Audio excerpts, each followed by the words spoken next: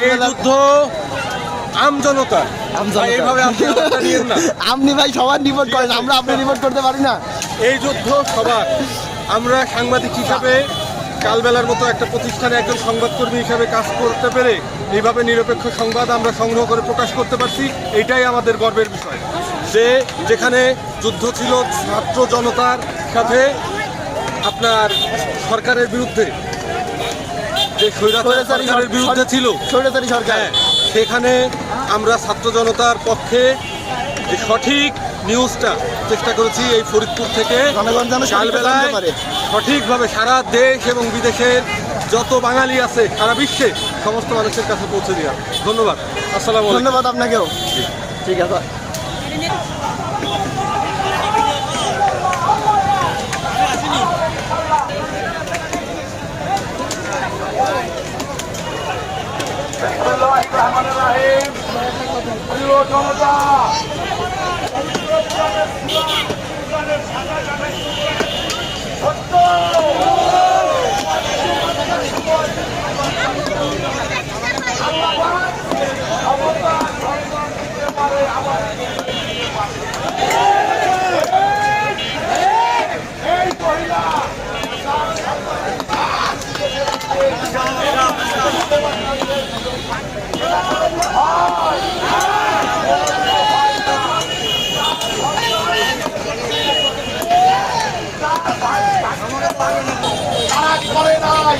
আওয়ামী লীগের কোনো মুক্তিযোদ্ধা নাই।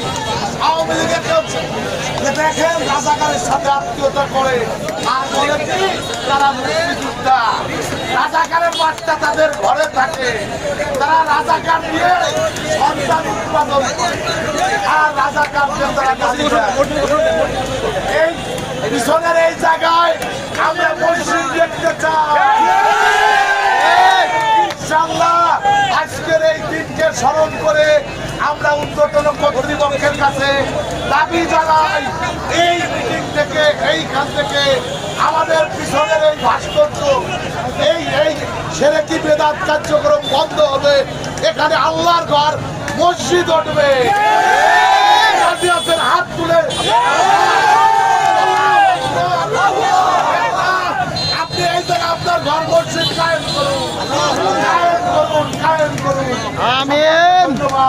আসসালামু আলাইকুম।